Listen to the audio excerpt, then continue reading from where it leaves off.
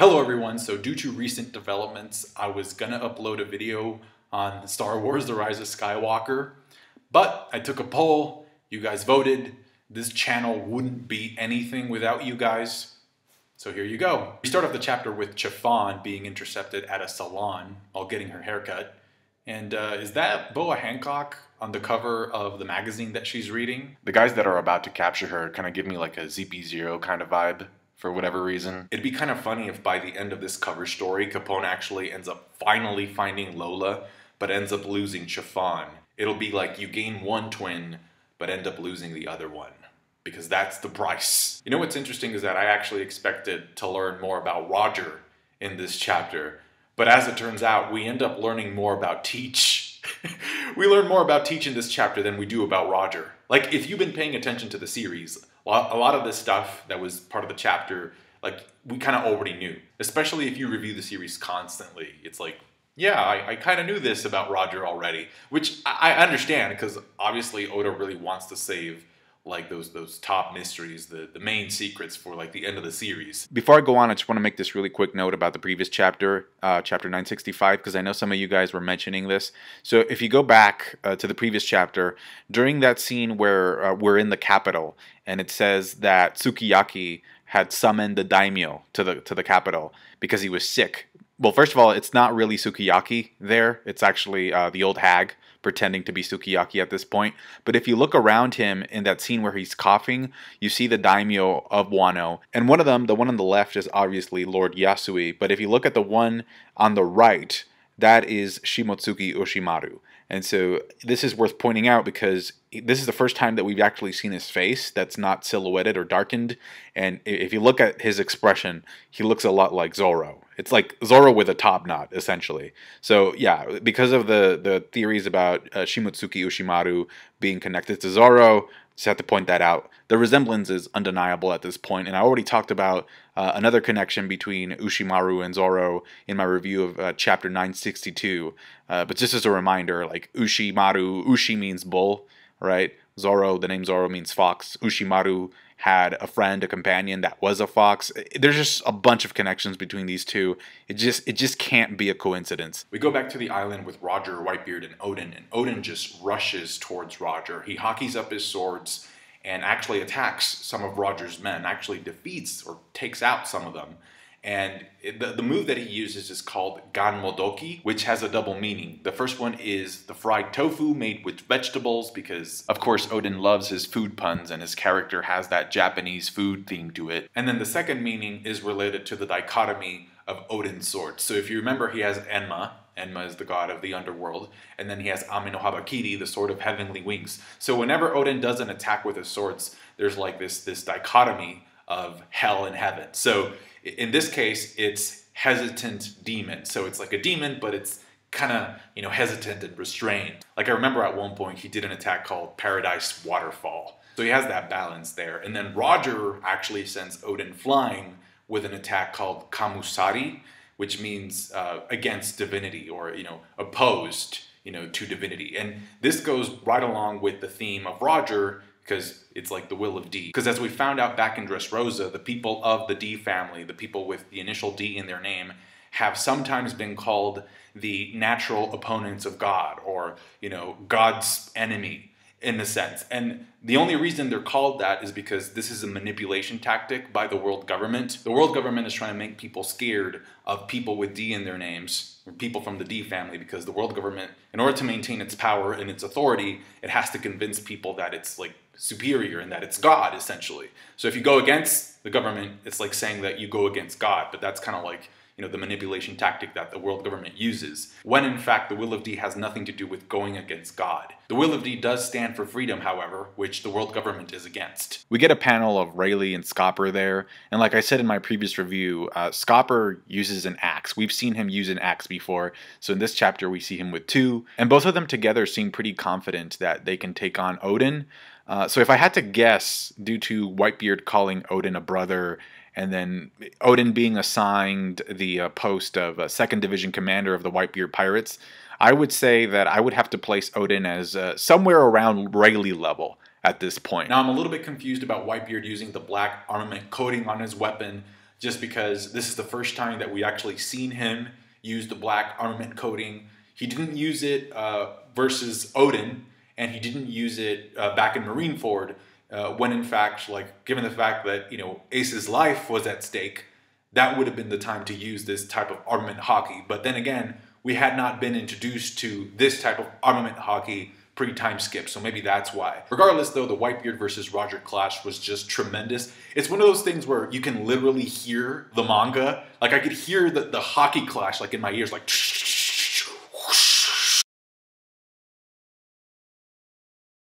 Now, when it comes to Roger's sword, I've actually been cross-referencing a lot of swords with his just to check out to see if we've seen that sword before in the series, and thus far, I can't find anything that resembles his sword. I even looked at Shanks' sword, Griffon, and it can't be Shanks' sword because his sword has like sort of a curvy handle that goes through the hilt. But anyway, if you look at the way he's using it, you can tell that the sword is big enough to be used with both hands, and since it's clashing with Murakumogiri pretty evenly, I have no problem, like, you know, suggesting that this is actually one of the 12 Saiho Wasamono, that Roger has one of the 12 Supreme Great Swords, and he's using it in the battle. I think that's pretty obvious.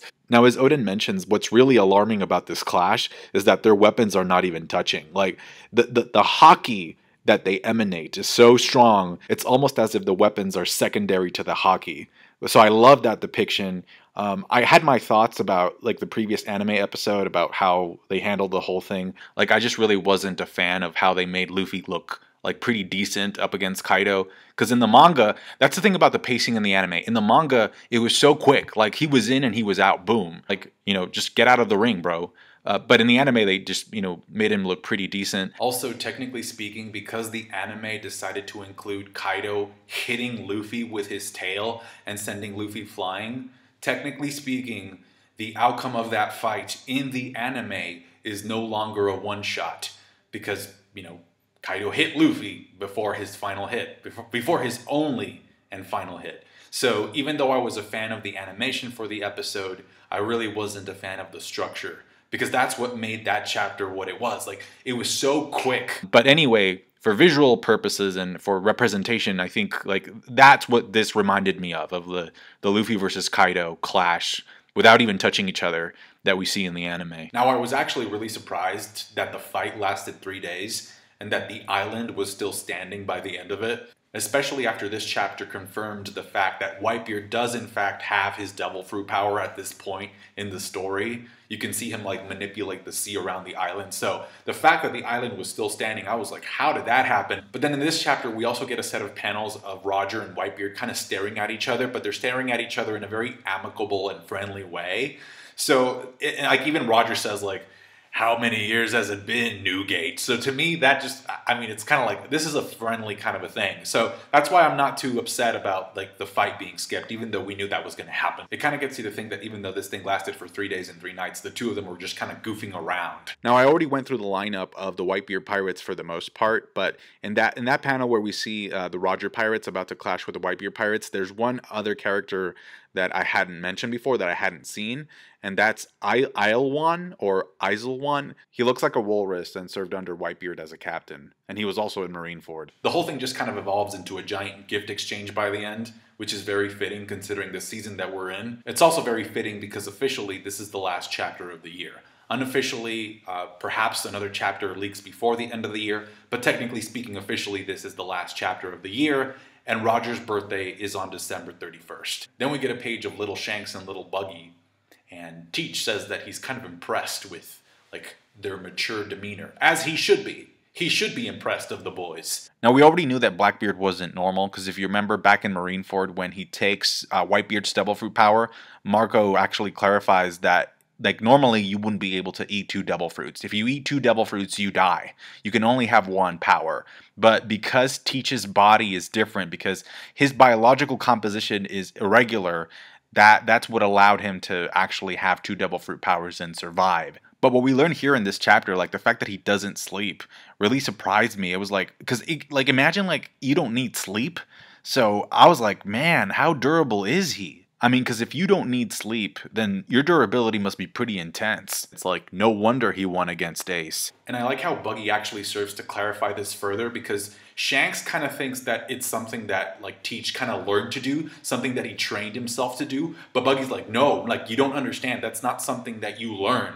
Like he was born that way, essentially. Like it's part of his body. Like he's just different. Now, if you remember, there's a moment in the manga before Drum Island where Nami is sick, and Luffy doesn't really understand what it's like to be sick. And then Usopp and Sanji say the same thing, that they've never been sick before. And so at first I thought it was just kind of a gag, so I just dismissed it. But now I'm not really sure anymore. What do you guys think? I mean, for Sanji, it kind of makes sense because of the genetic modifications that Judge was doing on his brothers before they were born. But for Luffy and Usopp, I have no idea why they've never gotten sick before. We then get a conversation amongst Whitebeard, Roger, and Oden, where in which Oden reveals that he can read the poneglyphs because that's knowledge that's been passed down through the generations of the Kozuki clan. And we also find out that Roger made it to an island called Roadstar Island. Now, if you remember back in Zou, Nami was kind of complaining about the fact that they were no longer following the log pose anymore. Like they weren't using the needles to go to different islands to follow the path. So Inuarashi tells her that there's no need to worry, because if they were to follow the log pose or the needles alone, then they would only get to a place where they would learn something that they already know. In other words, if you follow the log posts, you only get to a place where you learn about the Void Century and the poneglyphs, which the crew already knows about. So because the crew already knows about the poneglyphs, they don't need to follow the log posts anymore. The only way you get to Raftel is if you follow the poneglyphs. So Roger actually had to do the work twice, in a way. He had to do the journey twice. He needed to follow the log posts first, and then find out about the poneglyphs, and then follow the poneglyphs to Raftel. So basically, the Straw Hat Pirates don't really need to go to Roadstar Island anymore like Roger did, because the crew is already on their way to Raftel. Now obviously you can see in that panel where Roger is talking about the road poneglyphs that he has a copy. He's made a copy of one of the poneglyphs. And if you remember in my previous review, I noticed that Shanks had a chocolate bar. And so I thought, does that mean that they were just in Whole Cake Island?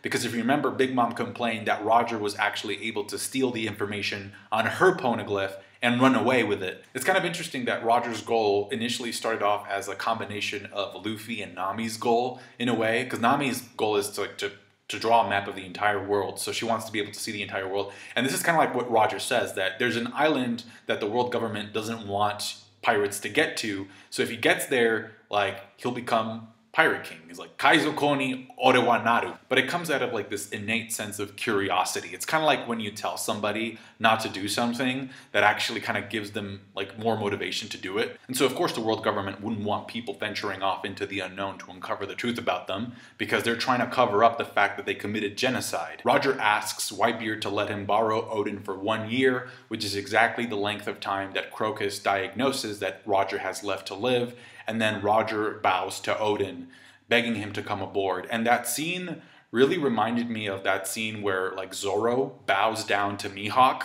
to ask him to train him. And I remember what Mihawk said in that scene. He says, like, the only time a guy like you would bow down to somebody or would discard their pride is for the sake of somebody else. So I'm kind of wondering if Roger also had somebody to protect, somebody that, you know, he wanted to help by getting to Raftel. Whitebeard reluctantly agrees to let Oden go, and, you know, again, the confirmation of his devil fruit power, because we see him splitting the waters. And then Nekomamushi and Inuarashi, they say goodbye, but they eventually sneak aboard the Oro Jackson. And the Whitebeard pirates, you know, they say bye, and Izo stays behind. We don't really get an explanation as to, like, I mean, he just decided to stay with Whitebeard. You know, I guess the anime will expand on that. But then we also see, if you notice in that panel where the Whitebeard pirates are waving, you see that Kuriel has joined the crew as well. And so he eventually becomes the 10th Division Commander. And you can tell that's him because he has the same hat. So the Oro Jackson sails away from the island, and you can tell that it already has that giant egg on board. Also, if you look at the sails of the ship, you can tell that Gol D Roger is kind of spelled out as Gol D Roger, which is interesting because I mean, this moment actually happens before this moment with this conversation between Whitebeard and Roger, where Roger pretty much tells him that my name is actually Gol D Roger, not Gold Roger.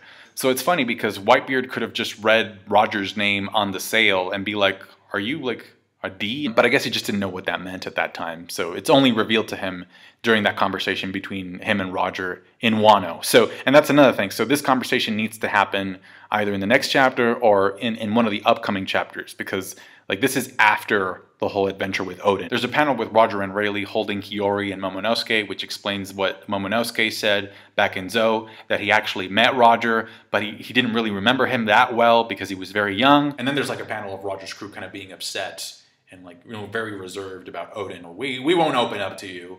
And then in that panel, there's a guy that has a shirt that says Tado, which means eldest son. Just thought that was interesting. But then pretty much by the next panel, they start partying it up because Oden actually cooks them some Oden. And in fact, if you look closely at the island where Oden gets his ingredients, you can definitely tell that that's Mock Town. The buildings are shaped the exact same way. So yeah, that's definitely Jaya. Again, Crocus tells Roger that he has 1 year to live, which sadly ends up putting things into perspective in terms of how short of a time Roger was actually Pirate King for. And then the crew makes it to Skypea via the knock-up stream. And again, this is something that we absolutely needed to get in this flashback.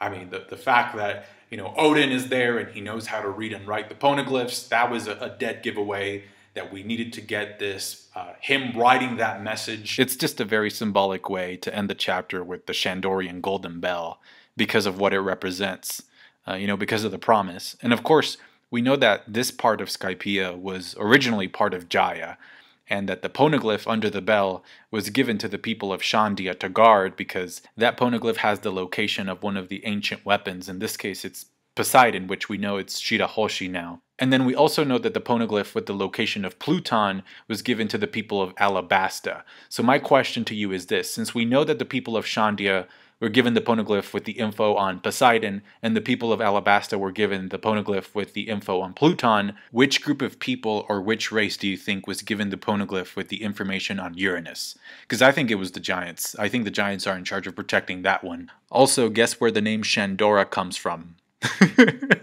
This is crazy. Shandora, which is the name of the city where this bell comes from, is actually based on a Sanskrit word that means, you guessed it, moon. Now, something that gets clarified in this chapter is that Roger can't really read the poneglyphs like text. Like, the voice of all things doesn't allow him to understand the language. That's why he needs Oden there. But what the voice of all things does allow him to do is to sense the energy or the aura coming from the poneglyphs. So for example, here, he didn't know exactly like that the stone was talking about Poseidon, but he did have a feeling that the stone was mentioning something about something very powerful. So even though Big Mom said that Roger had used the voice of all things to read her poneglyph, that was just her assumption, and she was actually wrong. I'm pretty sure that Roger took the copy and just gave it to Oden to translate it. Unless, of course, the translation of the chapter is wrong, and I misunderstood it. Finally, we get the golden message, which Robin discovered, which it's really just a fancy way of saying that if you get to the final island, like Roger did, the truth will be revealed to you. Now, something else that this chapter did for me is that it gave me a different perspective on Buggy. You know, like even Blackbeard says, like, both of those guys seem kind of mature for their age. So I think about like everything that Buggy's been through and everything he's seen. It almost makes me think that his personality or the way that he comes across in the present time could be just an act of sorts. Maybe not an act, but maybe there's just more depth to his character than we assumed. Just like last week's chapter, I thought the chapter was really good. Again, if you've been paying attention to the series throughout, like a lot of this stuff, it's kind of like, yeah, we kind of knew that, you know, these things are what happened in a sense, but it's very different when it's actually in front of your face and it's in one chapter and it's, you know, so concise. And I really appreciated this chapter for that. Thank you so much for watching. Like the video if you did. Subscribe to my channel if you haven't done so already. And I'll catch you guys later. Take care. Bye.